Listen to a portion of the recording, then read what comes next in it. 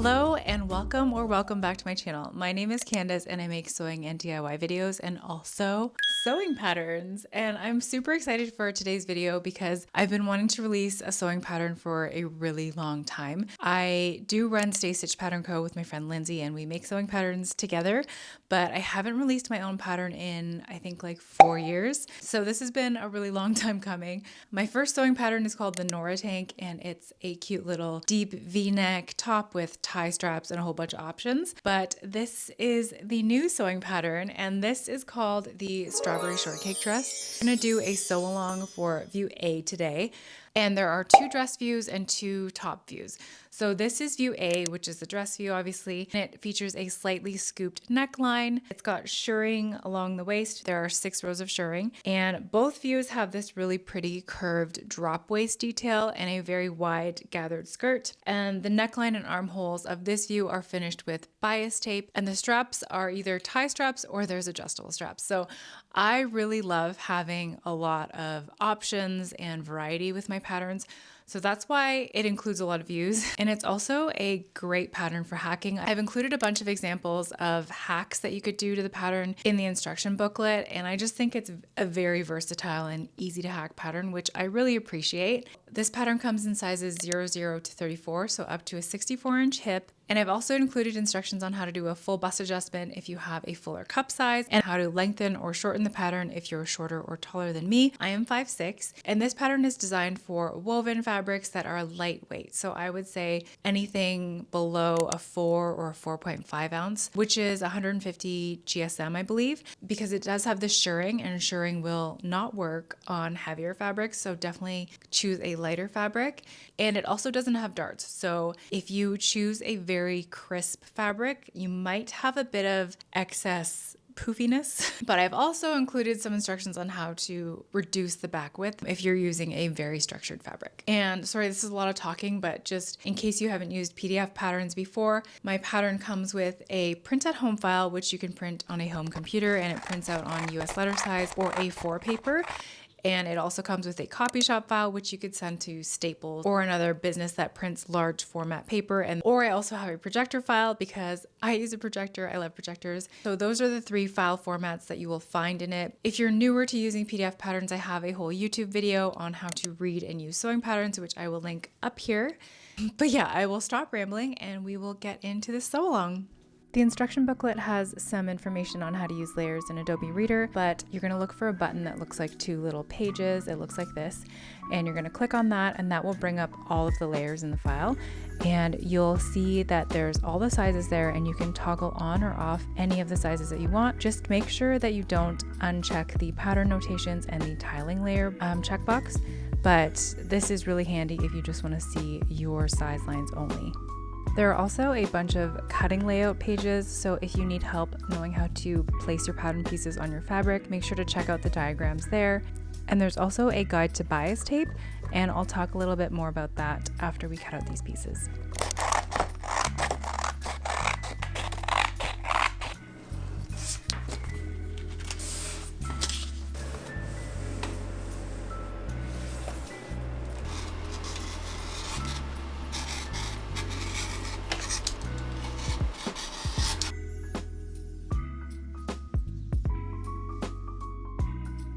This pattern uses a lot of bias tape, and to save on fabric, I've calculated how you can make the bias tape while maximizing your fabric.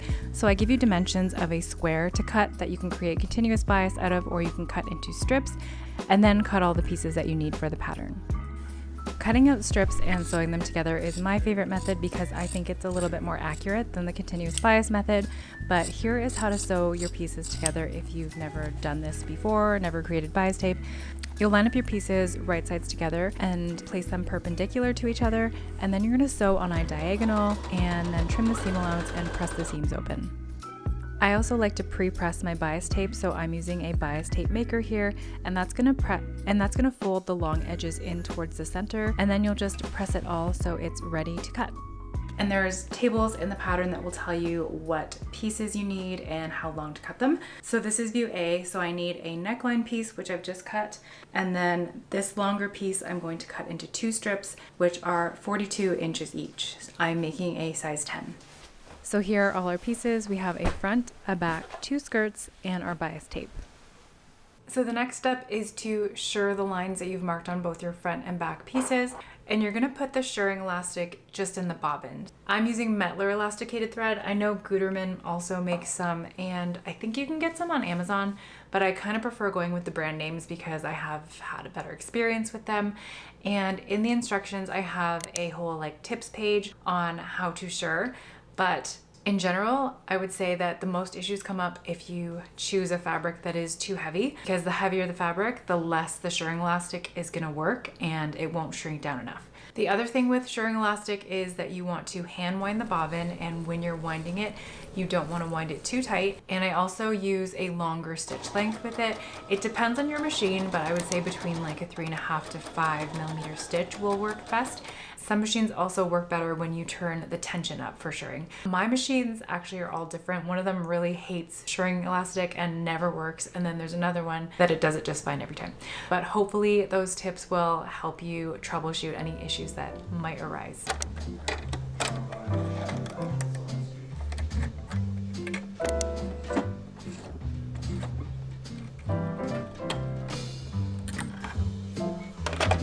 And now we're ready to sew. You want to make sure your fabric is right side facing up so the bobbin thread ends up on the inside of the garment. And another tip that I find really helpful is to hold your finger behind the presser foot. That can make the shirring gather up a bit nicer. You can backstitch at the beginning and the end, and then when you get to the end of the row, make sure to pull the threads out a bit so you have some slack, because if you don't do that, when you start sewing again, the elastic thread's going to get sucked back into the machine. The last step is to hit it with some steam from your iron. This makes it shrink up really nicely, and I always love doing this and watching it shrink down. So I have my front and back pieces shirred. So now what I'm going to do is finish the side seams with a serger, and then also for the back piece it has this little extension on the top like a triangle, and I'm going to finish that top edge and the side seams of the back piece, and then we'll be creating the elastic channel for the back piece. So this is the top extension of the back piece, and we're going to fold this down by 3/4 of an inch, and that's basically where these little points are, and we're going to press this down to the wrong side, and then we're going to sew it with a 1/2 inch seam allowance, and this is going to create the channel for our elastic on the back.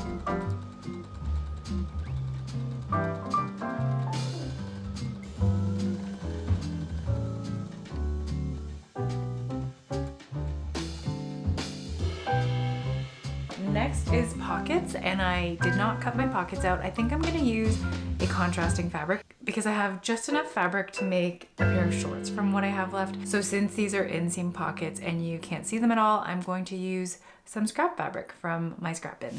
I found a perfect sized scrap.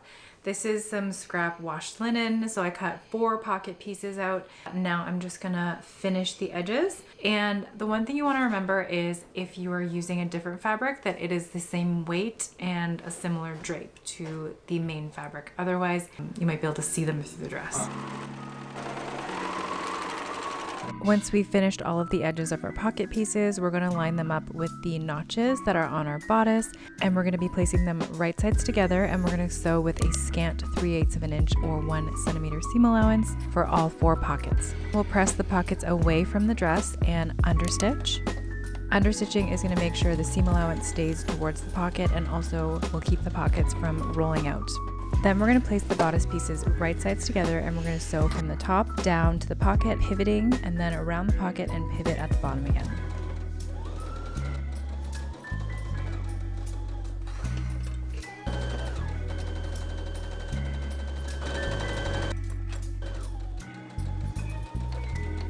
Once your side seams are sewn up, just give it a quick try on. You should take it in at this point if it's too big, because your shirring could be a little looser than you expected, but this is pretty good for me. At the top, don't worry about that because it's all going to be bound with bias tape. As long as you like how it's fitting around the waist, you can proceed to the next step. The next thing we're going to do is we're going to cut elastic for the back channel. There's a chart in the instructions with suggested elastic lengths for your size. I just have this giant roll that I actually bought like when I first started sewing in COVID from Masks, and it's lasted me forever, but this is the type that I'm using. And then you'll just thread it through. using a bodkin or a safety pin. I'm going to use this long one. I like this one. Then you can check that the length is good as well once you have it inserted and like pinned or based in. And then we'll just secure it with a couple lines of vertical stitches at either end.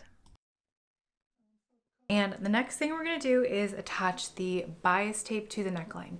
So I've cut my neckline bias tape piece according to the chart, and the chart says 11 inches.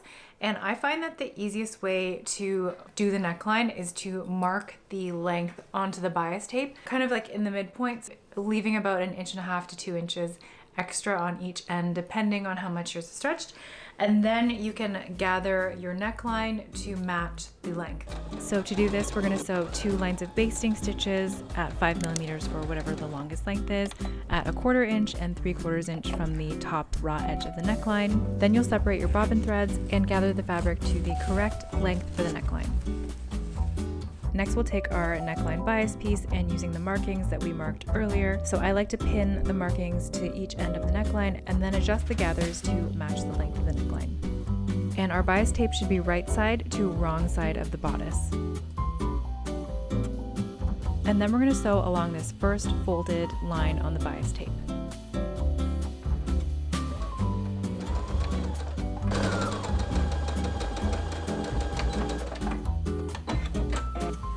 Then we're just going to grade the seam allowance, and this is just going to take out some of the bulk before we finish the neckline. And this is what everything should be looking like. So this is right side out now, and your bias tape should be sewn to the wrong side of the dress. And we're going to press the bias tape up and away from the neckline, and then we're going to fold it over to the front of the neckline so that the folded edge covers the previous line of stitching.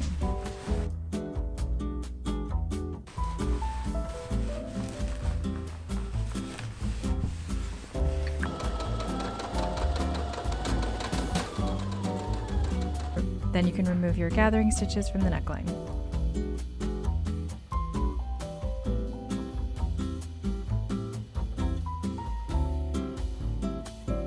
And then we'll just trim off the excess bias tape on either end.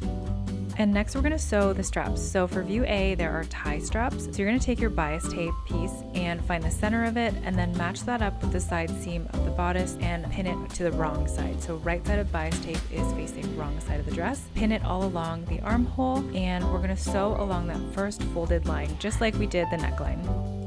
This is what it should look like, and then we're going to clip the curve of the armhole. Then just like the neckline, we're going to press the tape up and away from the armhole first, and then fold it and bring it over to the right side of the dress, and the folded edge should cover the previous line of stitching. The only thing that's different about the strap is we're going to continue with the bias tape that goes off the edge, and we're just going to fold that in half and press it, and that's going to create the ties. Then I like to just clip everything in place, and we'll be ready to edge stitch it all down.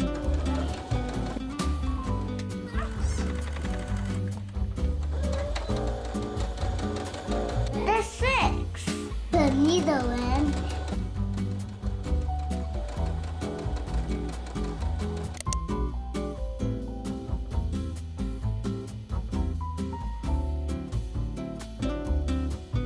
So next we're going to attach the skirt to the bodice, and before we do anything, we want to make sure that we've marked the midpoint of both the skirt panels. So if you didn't do that at the beginning, make sure to do it now before we sew it together.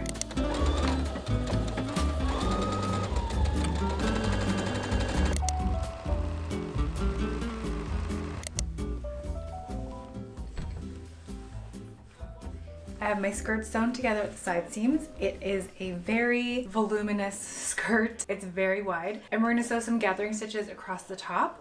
But before we do that, we're just gonna mark in the seam allowance on the side seam, because you see it kind of comes to a point and matches the point of the bodice seam. I'm just gonna go in and mark with a fabric marker 3/8 of an inch on each side, so that when I sew the skirt on, I can match it up really nicely and it will come to a nice sharp point. I'm using a different color bobbin thread, and I find that this is really helpful when you're gathering a really wide piece, and I also like to do this so that I can get rid of thread that I don't need on the bobbin anymore. So I have all my gathering stitches sewn, and I've stopped about 1 inch away from the side seam so that it is easier to sew a really clean point. Then we can just start gathering each of the skirts separately. So just pull on the bobbin threads gently and gather up the fabric. I like to just gather it all down first and then adjust it to the length of the bodice.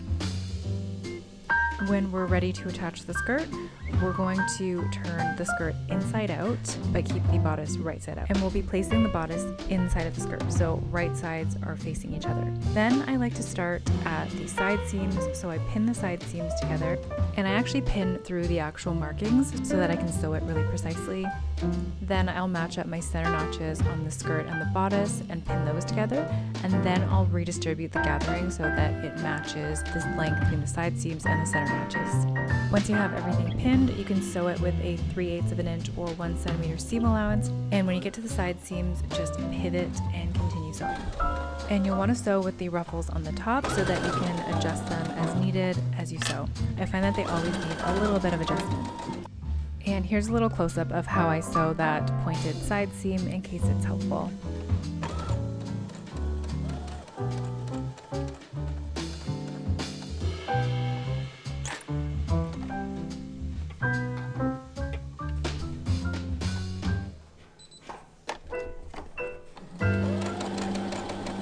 Alright, so we have our skirt sewn to our bodice now. I'm just going to check it before I serge the seams that the side seam and the point came out nicely.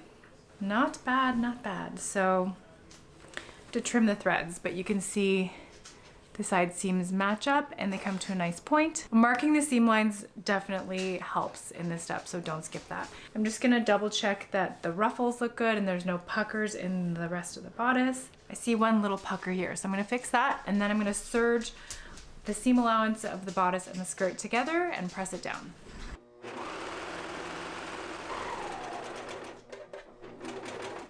So I just serge the one side of the skirt first, and I serge off because it comes to a point, and then I'll flip it and start again.